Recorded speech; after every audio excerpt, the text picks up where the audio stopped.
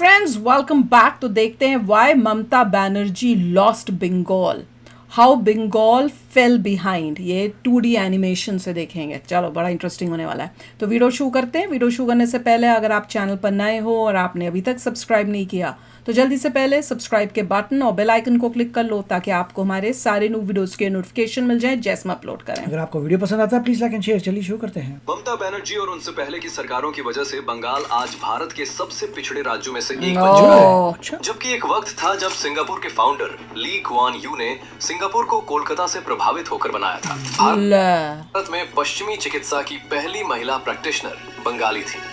भारतीय एयरलाइंस की पहली महिला पायलट बंगाल से थी। प्रीतिलता वाडेदार, कल्पना दत्ता, ये नाम हम सब जानते हैं। लेकिन ममता दीदी जी ने एक बार बोला था, लड़कियों को रात में बाहर नहीं जाना चाहिए। एक वक्त था जब बंगाल का नाम आता था तो टैगोर, स्वामी विवेकानंद, सत्यजीत रे और नेताजी याद आते थे। और आज बंगाल का नाम आता है तो याद आता है SSC घोटाला, बेरोजगारी, आरजी कर मेडिकल कॉलेज और संदेश खाली। पूरे देश में 4 लाख भिखारी हैं, जिनमें से 1 लाख सिर्फ पश्चिम बंगाल में है। चाइल्ड मैरिज में दूसरे नंबर पर। सेकेंडरी और हायर सेकेंडरी एजुकेशन में देश के सबसे पिछड़े राज्यों में से है। भारत की पहली अंडरग्राउंड मेट्रो कोलकाता में आई थी। देश का पहला ट्रैम इन्होंने बताया तो था कि कितनी एडवांस थी ये स्टेट सिस्टम भी कोलकाता में ही था। लेकिन आज ह्यूमन डेवलपमेंट इंडेक्स में पश्चिम बंगाल 28 राज्यों में 27वें स्थान पर है। By god. यहाँ की सरकारों ने इस राज्य को इस हद तक खोखला कर दिया है कि एक वक्त का सबसे समृद्ध राज्य आज तल में बैठा है। ये सब करने वाली ममता बनर्जी में तानाशाही प्रवृत्ति जो अच्छा बनाया दिखती है, इसकी पहली झलक ममता बनर्जी के सत्ता में आने के महज 1 साल के अंदर ही मिल गई थी। जादवपुर विश्वविद्यालय के प्रोफेसर अंबिकेश महापात्रा ने व्हाट्सएप पर ममता बनर्जी का एक कार्टून शेयर किया था। बस एक कार्टून शेयर कर इसके ऊपर करा होगा कुछ गड़बड़ करने के पीछे ममता बनर्जी ने न सिर्फ इस 60 साल के रसायन विज्ञान के प्रोफेसर को गिरफ्तार करवाया, बल्कि लाइव टीवी पर उन्हें माओवादी भी कह दिया। वो क्या होता है? जब विश्वविद्यालय के छात्रों ने सवाल उठाए कि ये क्या है, आप हमारे साथ थी, अभिव्यक्ति की आजादी की बात करती थी, CPIM के गुंडों को हटाने वाली थी, क्या हुआ? खुद ही गुंडा बन गई। तो ममता बनर्जी ने उन्हें भी CPIM का एजेंट बता दिया। और इस कार्टून को लेकर वो इतनी संवेदनशील थी कि पश्चिम बंगाल में जिस पत्रकार ने भी इस पर सवाल पूछा, अगले दिन जेल। और शुरू से ही ऐसा काम। ये वही ममता थी जिन्होंने 34 साल के वामपंथी शासन को इसीलिए हटाया था क्योंकि वो सवाल नहीं सुनते थे। और जैसे ही खुद सत्ता मिली, कार्टून केस इस बात का सबूत है कि वो भी सवाल नहीं सह सकते। ये वही है जो पहले दिखाते कुछ हैं और अपनी असलियत पावर में आके, वो आम आदमी पार्टी ने भी तो यही किया था, वैसे ही इसने भी यही किया है। देख के बड़ा शौक लग रहा है। तो बंगाल के लोगों ने कहा, ये क्या है? ममता बनर्जी की कहानी सिर्फ बंगाल की कहानी नहीं है। इस कहानी को समझने के लिए हमें बंगाल के उस अतीत में जाना होगा जो इतना शानदार था कि उसे जानकर आज का बंगाल देखना और भी ज्यादा दर्दनाक लगता है। वीडियो में आगे बढ़ने से पहले एक छोटा सा अनुरोध है, हमारे चैनल को सब्सक्राइब करें, वीडियो को लाइक करें, शेयर करें और कमेंट्स में बताएं कि हमारी वीडियो कैसी लग रही है। मेंबरशिप ज्वाइन करके भी हमारा साथ दे सकते हैं। 17वीं और 18वीं सदी में बंगाल दुनिया के सबसे समृद्ध क्षेत्रों में से एक था।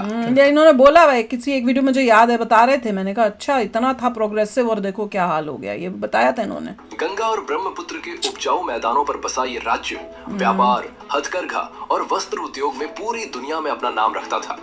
उस वक्त एशिया में एक्सपोर्ट होने वाला 80% कच्चा रेशम अकेले बंगाल में उत्पादित 80% होता था। ढाका की मलमल और मुर्शिदाबाद का रेशम, इनकी चर्चा मार्को पोलो से लेकर यूरोपीय यात्रियों तक सबने की। फ्रांसीसी यात्री फ्रांसवा बेनियर ने लिखा, 17वीं सदी का बंगाल मिस्र से भी ज्यादा समृद्ध था। मशहूर ब्रिटिश इकोनॉमिस्ट एंगस मैडिसन की रिसर्च के अनुसार उस वक्त अकेले बंगाल का ग्लोबल GDP में 12% हिस्सा था।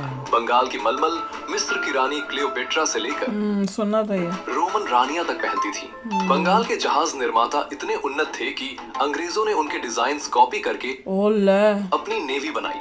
और सिर्फ व्यापार ही नहीं, 1817 में हिंदू कॉलेज की स्थापना हुई जो एशिया का पहला मॉडर्न एजुकेशनल इंस्टीट्यूट था। 1857 में कलकत्ता यूनिवर्सिटी पूरे एशिया में अपनी तरह की पहली यूनिवर्सिटी। सोचो, इसी ने भारत को पहला MA, पहला PhD, पहला डॉक्टरेट दिया। सत्येंद्र नाथ बोस ने आइंस्टाइन के साथ काम किया। ओह गॉड्स पार्टिकल हिग्स बोसॉन का बोसॉन इसी बंगाली वैज्ञानिक के नाम पर है। राजा राम मोहन राय कितनी अकम्पलिशमेंट्स थी, और अब देखो क्या हो गया है ने बंगाल को। 1829 में सती प्रथा बंद करवाई। ईश्वर चंद्र विद्यासागर ने विधवा पुनर्विवाह कानून पास करवाया। इतने चेंजेस लाए सोसाइटी को। बंगाल में 1850 में ही progressive विधवा पुनर्विवाह होने लग गए थे, जबकि यूपी, बिहार, राजस्थान तो तक पीछे थे। ये रिफॉर्म्स 100 साल बाद पहुंचे। ओह विज्ञान में जगदीश चंद्र बोस ने 1895 में रेडियो वेव्स ट्रांसमिट किए, मार्कोनी से 2 साल पहले। सुभाष चंद्र बोस ने 1920 में आईसीएस एग्जाम दिया। पूरे ब्रिटिश एम्पायर के सबसे मुश्किल एग्जाम वाओ, 4th पोजीशन, में चौथी रैंक लाए। वाह। सिर्फ 4 अंग्रेज उनसे ऊपर थे। कमाल है यार। फिर भी उन्होंने वो प्रेस्टिजियस नौकरी छोड़ दी आजादी के लिए। और वाह, ये he was a great person. 1947 में जब भारत इतनी अकम्पलिशमेंट, इतनी इंटेलिजेंस, और उसके बाद जब जवाहरलाल नेहरू का सुनते हैं ना तो लगता है कि वो कि उसने क्या अकम्पलिश, क्या मतलब पढ़ाई में या किसमें क्या अकम्पलिशमेंट थी। आजाद हुआ, बंगाल भारत का सबसे इंडस्ट्रियली डेवलप्ड स्टेट था। पूरे भारत के इंडस्ट्रियल आउटपुट का 27% अकेले बंगाल देता था। टाटा स्टील, बाटा, आईटीसी, हिंदुस्तान मोटर्स, इन सभी बड़ी कंपनीज की मैन्युफैक्चरिंग बंगाल में होती थी। भारत का सबसे बड़ा पोर्ट बंगाल में था। वही तो। हावड़ा को मैनचेस्टर ऑफ द ईस्ट कहा जाता था। आईआईटी अभी हावड़ा में ही तो देखा हमने वीडियो जिसमें सारे लोग जय श्री राम कर रहे हैं अब जब ये ममता हटी है। खड़गपुर भारत का पहला आईआईटी 1951 में बंगाल में खुला। 1960 तक बंगाल एक डेवलप्ड स्टेट बना रहा। नेशनल जीडीपी में 10.5% contribution, per capita income national average से ऊपर। इंडस्ट्रीज तेजी से चल रही थी। उस वक्त बंगाल को आइडियल मॉडल कहा जाता था। फिर पंगा क्या हुआ? 1967 का साल था।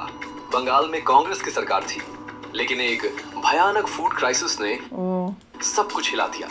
चावल, गेहूं सब महंगे हो गए। जनता सड़कों पर उतर आई। फूड क्राइसिस क्यों हो गया? भ्रष्टाचार के आरोप लगे। रेफ्यूजी क्राइसिस अलग से चल रही थी। इसी आग में 1967 के चुनाव हुए और पहली बार कांग्रेस बंगाल हारी। यूनाइटेड फ्रंट नाम की कोलिशन गवर्नमेंट बनी, लेकिन ये सिर्फ 9 महीने चली। कोलिशन में झगड़े हुए, गवर्नमेंट गिरी और बंगाल में प्रेसिडेंट्स रूल लग गया। लेकिन इस दौर में जो हुआ वो रूह कांपा देने वाला था।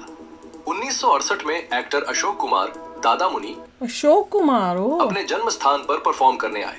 वेन्यू 500 लोगों से भरा था। तभी कम्युनिस्ट कार्यकर्ता वेन्यू में घुस गए, लोगों को मारा, महिलाओं का बलात्कार किया। Oh my God. लाशें सड़कों पर बिखरी रहीं और ज्योति बसु का बयान आया, the rise of the proletariats against the bourgeoisie. इसी दौर में बिड़ला ग्रुप के मालिक आदित्य बिड़ला के साथ कोलकाता में राइटर्स बिल्डिंग के सामने बदसलूकी हुई। उनकी गाड़ी रोकी गई, कपड़े फाड़े गए और क्या बदतमीज लोग थे। और वो करीब 500 मीटर तक अंडरगारमेंट्स में पैदल चले। उन्होंने फ्लाइट पकड़ी, बॉम्बे गए, सारे इन्वेस्टमेंट्स वापस की। वही करना चाहिए। और कभी कोलकाता मुझे लगा टाटा के साथ भी तो हुआ था कि बिरला के साथ। सोचिए कौन इंडस्ट्रियलिस्ट वहां रहना चाहेगा। 1977 में सीपीआईएम पूरी मेजॉरिटी के साथ सत्ता में आई। क्या करेगी? ज्योति बसु चीफ मिनिस्टर बने और यहीं से बंगाल की तबाही का असली अध्याय शुरू हुआ। सीपीआईएम की ट्रेड यूनियन सीआईटीयू ने पूरे बंगाल में एक ऐसी बुरा हाल संस्कृति बना दी जहां हर छोटी छोटी बात पर स्ट्राइक हो जाती थी। फैक्ट्री ओनर्स को घेरा जाता था, फिजिकल वायलेंस होती थी। 1980 में बंगाल में हर साल एवरेज 100 से ज्यादा स्ट्राइक्स होती थी। सब छोड़ देंगे अपनी, बंद करके। हिंदुस्तान मोटर्स धीरे धीरे बंद हुई। बाटा ने मैन्युफैक्चरिंग दूसरे सब चले जाएंगे, स्टेट में शिफ्ट कर दी। बर्न स्टैंडर्ड जैसी मेजर इंजीनियरिंग कंपनीज एक एक करके बंद हो, सब फैक्ट्रियां बंद हो रही हैं, लोगों को नौकरियां नहीं मिल रही। और कम्युनिस्ट ने ये सब गर्व के साथ किया। बड़े पागल लोग थे यार। उनका नारा था, कंप्यूटर खाबे ना लोग खाबे। क्या मतलब? कंप्यूटर आएगा तो जॉब्स जाएंगी। पागल लोग। इसलिए बंगाल में कंप्यूटर नहीं आना, तुम्हारा नहीं आएगा तो कहीं और आएगा, तुम लोग बैठे रहना पीछे चाहिए। 1980 में जब पूरा इंडिया आईटी रेवोल्यूशन की तैयारी कर रहा था, बंगाल में कम्युनिस्ट बैंक्स में कंप्यूटर्स लगाने से मना कर रहे थे। आपको ये जान गवार लोग थे सारे। हैरानी होगी कि आईटी हब बैंगलोर बनने से पहले ये ऑफर बंगाल को मिला था, लेकिन उस वक्त की कम्युनिस्ट सरकार ने इसे रिजेक्ट कर दिया। एक पूरी जनरेशन का भविष्य सिर्फ आइडियोलॉजी के चक्कर में बर्बाद कर दिया गया। कम्युनिस्ट्स ने बंगाल में एक कैडर सिस्टम बनाया। हर गांव, हर पंचायत, हर राशन शॉप सीपीआईएम के लोकल गन्स के कब्जे में। ये क्या कर रहे हैं? असहमति को वायलेंस से कुचल दिया जाता अल्लाह। था। 1977 से 2011 के बीच 34 सालों में बंगाल में 28,000 से ज्यादा पॉलिटिकल मर्डर्स हुए। By god. ये आंकड़ा पंजाब टेररिज्म और कश्मीर मिलिटेंसी से भी ज्यादा है। दिख रहा है, तभी तो लेकिन लोग नेशनल मीडिया ने कभी इस पर ज्यादा ध्यान नहीं दिया। एजुकेशन का भी सत्यानाश हुआ। Calcutta university, Jadavpur university, presidency college, सब में पॉलिटिकल अपॉइंटमेंट्स होने लगी। प्रोफेसर बनने के लिए क्वालिफिकेशन नहीं, पार्टी मीटिंग्स अटेंड करनी पड़ती थी। हद है। मार्क्सिस्ट आइडियोलॉजी के पक्ष में रिसर्च पेपर्स लिखने पड़ते थे। आय हाय। ब्रिलियंट बंगाली प्रोफेसर्स सब छोड़ गए। धीरे धीरे दिल्ली, जेएनयू और फॉरेन यूनिवर्सिटीज में माइग्रेट हो गए। 1960 में बंगाल की लिटरेसी रेट महाराष्ट्र से ज्यादा थी। 2011 तक बंगाल महाराष्ट्र से लिटरेसी में पीछे हो गया। लो। 2011 तक नेशनल जीडीपी में कंट्रीब्यूशन 10.5% से गिरकर 6.5% हो गई। Per capita income national average से नीचे। ओला। इंडस्ट्रीज का शमशान बन चुका था। वो तो नहीं था। 34 साल बाद बंगाली थक चुके थे, टूट चुके थे, बदलाव के लिए बेताब थे। तब ममता को लाए होंगे। तभी एक महिला चप्पल पहने, सादी बेवकूफ बना दिया। सफेद साड़ी में उसने और सड़क चूना पर लगा। उतर आई। हाँ, उसने तो और 15 साल बर्बाद कर दिया। उसने कम्युनिस्ट के खिलाफ लड़ने का वादा किया, गरीब चालू थी। की दीदी बनने का वादा किया, अब हो गया। सोनर बांग्ला बनाने का वादा किया। पता नहीं क्या। उस महिला का नाम था ममता बनर्जी। अब देखते हैं ममता बनर्जी का उत्थान और पतन। 1990 में हाजरा जंक्शन पर जब सीपीआईएम के कार्यकर्ता ने उनके सर पर इतनी जोर से लाठी मारी कि वो खून से लथपथ हो गई और पूरे 1 महीने हॉस्पिटल उससे सिंपैथी मिल गई ना लोगों के और वोटिंग से जीत गई। में रही। तब भी और वो पावर आते ही दिमाग खराब। नहीं टूटी और जब पुलिस ने उन्हें बाल खींचते हुए जीप में बिठाया और राइटर्स बिल्डिंग के बाहर फेंक दिया, उस वक्त वो खुद नरसिम्हा राव की सेंट्रल गवर्नमेंट में मिनिस्टर ऑफ स्टेट थी। तब उन्होंने एक शपथ ली जो आज भी याद की जाती है कि जब तक चीफ मिनिस्टर नहीं बनूंगी इस बिल्डिंग में कदम नहीं रखूंगी। मत रखो। और बंगाल के थके हुए, पिटे हुए, टूटे हुए लोगों ने पहली बार सोचा कि शायद यही वो इंसान क्या पता कितनी एक्टिंग होती है इन है लोगों जो इस की। दलदल से निकाल सकती है। करा होता तो बात थी। 1998 में उन्होंने कांग्रेस छोड़ दी क्योंकि उन्हें लगता था कि कांग्रेस सीपीआईएम की साइलेंट पार्टनर है और बंगाल में असली विरोध कभी हो ही नहीं सकता अगर वो उसी पार्टी में रहे जो सीपीआईएम उसको पावर चाहिए अब। पर्दे के पीछे समझौते करती रहती है। इसीलिए उन्होंने तृणमूल कांग्रेस बनाई और अगले कुछ सालों में वाजपेयी की एनडीए सरकार में रेलवे मिनिस्टर भी बनी। ओह। छोड़ा, वापस गई, फिर छोड़ा। ये उनका अपना एक अंदाज था जो लोगों को कभी समझ नहीं आया। वो पावर ग्रैबर थी, उसको और पावर चाहिए, इसलिए वो खुश नहीं थी, उसको और ताकत चाहिए। लेकिन जिसने ये जरूर साबित किया कि वो किसी की जागीर नहीं है। फिर 2006 में वो मोड़ आया जिसने ममता बनर्जी को बंगाल की सबसे बड़ी नेता बना दिया। सीपीआईएम की सरकार ने ये तो रतन टाटा, हाँ। टाटा को सिंगूर में नैनो फैक्ट्री के लिए जमीन दी और उस जमीन के लिए हजारों किसानों को बिना ठीक से बात किए, बिना उचित मुआवजा दिए जबरदस्ती उजाड़ा गया। और जब किसान विरोध में उठे तो ममता उनके साथ खड़ी हो गई और 21 दिन का अनशन किया, जिसके बाद उन्हें धारा 144 में खींचकर बाहर किया गया। और यही नहीं, नंदीग्राम में जब सीपीआईएम की पुलिस और पार्टी कैडर ने मिलकर गोलियां चलाई, महिलाओं के साथ जो किया वो लिखने लायक नहीं है और 141 लोग मारे गए। दोनों जगह ममता मैदान में थी और उनका वो अनशन, वो खींचातानी, वो संघर्ष देखकर रतन टाटा ने अपना सपना सिंगूर से उठाया और गुजरात ले गए, गुजरात चले गए, जहां नरेंद्र मोदी ने उन्हें 24 घंटे में जमीन दे दी। हाँ। 2011 में वो हुआ जो बंगाल ने 34 सालों में नहीं देखा था। सीपीआईएम की सत्ता खत्म हुई, ममता बनर्जी चीफ यही उसे चाहिए था, पावर में मिनिस्टर आना। बनी और पूरा बंगाल इस यकीन में था कि अब सब बदल जाएगा। बदलेगा ना। अब असली तब्दीली आएगी। अब ऐसी तब्दीली आई है कि 15 साल तक। अब वो राज्य जो कभी पूरे भारत और भी डेंजरस कर दिया और उसने। इंडस्ट्रियल पावर हाउस था, गरीबी नहीं, कंट्री की सिक्योरिटी को भी डेंजर कर दिया, डेमोग्राफी चेंज करने में लग गई। वो फिर से खड़ा होगा। लेकिन जो हुआ वो किसी को उम्मीद नहीं थी। सीपीआईएम का जो कैडर था, जो लोग 34 साल से गांव-गांव में पार्टी का झंडा उठाते थे, कट मनी वसूलते थे, बूथ पर वायलेंस करते थे, अब वो करने लग गई। वही लोग टीएमसी में आ गए। क्योंकि उन्हें पता था कि पावर किसके पास है और पावर के साथ रहना ही वही तभी वही काम वो यहाँ कर रहे हैं। उनकी जिंदगी का तरीका था। और ममता को भी ये पता था कि सीपीआईएम के ट्रेंड कैडर को बीट करने का सबसे आसान तरीका ये अपने में डाल लो है कि उन्हें ही अपने में मिला लो। इसलिए वही बूथ अध्यक्ष, वही जोन सेक्रेटरी, वही लोकल सोचो। बस अब लाल की और जनता को समझ ही नहीं आई। जगह टीएमसी का झंडा थामे खड़े थे और सिस्टम बिल्कुल वैसे ही चल रहा था जैसे CPIM के जमाने में चलता ये लो हो गया ना। था। PM आवास योजना का पैसा आता था तो 20,000 रुपए पार्टी के लोकल कार्यकर्ता और देते कम उसमें। का हक था। MNREGA में मजदूर दिन भर काम करे तो उसकी मजदूरी में से भी तय हिस्सा हाय हाय। कटता था। कोई मर जाए तो अंतिम संस्कार के लिए जो 2,000 रुपए आते थे उसमें से भी 200 रुपए उस बूथ अध्यक्ष के थे। सोच लो हर जगह पे और अगर कोई घूस अपना घर बनाना चाहे तो उसे पार्टी के उस लड़के से ही बालू, सीमेंट और ईंटें खरीदनी पड़ती थी जो उस इलाके का सिंडिकेट चलाता था। By god. क्योंकि कहीं और से खरीदने का मतलब था अगले ही दिन घर की नींव खुद जानी। ये कोई अफवाह नहीं थी, ये बंगाल की जमीनी हकीकत थी जो हर उसने तो और भी बुरा हाल कर उस दिया। इंसान से पूछ सकते हैं भाई जो God। वहां रहा हो। सराधा पॉन्जी स्कैम में 17 लाख आम लोगों का पैसा डूब गया। 200 से ज्यादा लोगों ने जान दे दी ओह क्योंकि जो कुछ भी उनके पास था वो उस स्कीम में लगा दिया था। वही तो। और उस स्कीम के मालिक सुदीप सेन ने कथित तौर पर ममता बनर्जी की पेंटिंग्स पर लाखों रुपए खर्च किए थे। अच्छा। जो एक अजीब कोइंसिडेंस था जिसे कभी ठीक से एक्सप्लेन नहीं किया गया। नाराज स्टिंग ऑपरेशन में TMC के 11 बड़े नेताओं को कैमरा पर कैश लेते हुए पकड़ा गया ओह और उसमें मंत्री भी थे और सांसद भी। ओह SSC रिक्रूटमेंट स्कैम में देश के सबसे बड़े सरकारी नौकरी के घोटालों में से एक सामने आया जिसमें OMR शीट से छेड़छाड़ की गई और बिना मेरिट के हजारों लोगों को जॉब्स दी गई। TMC के वरिष्ठ नेता पार्था चैटर्जी गिरफ्तार हुए और उनकी करीबी अर्पिता मुखर्जी के घर ED की रेड में 50 करोड़ रुपए का कैश ओह और भारी मात्रा में सोना मिला। देखते जाओ। और हाई कोर्ट ने 25,000 से ज्यादा टीचर्स की नियुक्तियां एक झटके में रद्द कर दी जिससे उन हजारों लोगों की जिंदगी तबाह हो गई जिन्होंने सालों मेहनत की थी। क्या करा है? और इन सब के जवाब में ममता बनर्जी का एक ही रटा रटाया जवाब था कि ये सब BJP की साजिश है। बस बीजेपी की साजिश है। बैठी लेकिन वहाँ पे। सबसे ज्यादा दर्दनाक वो था जो महिलाओं के साथ हुआ।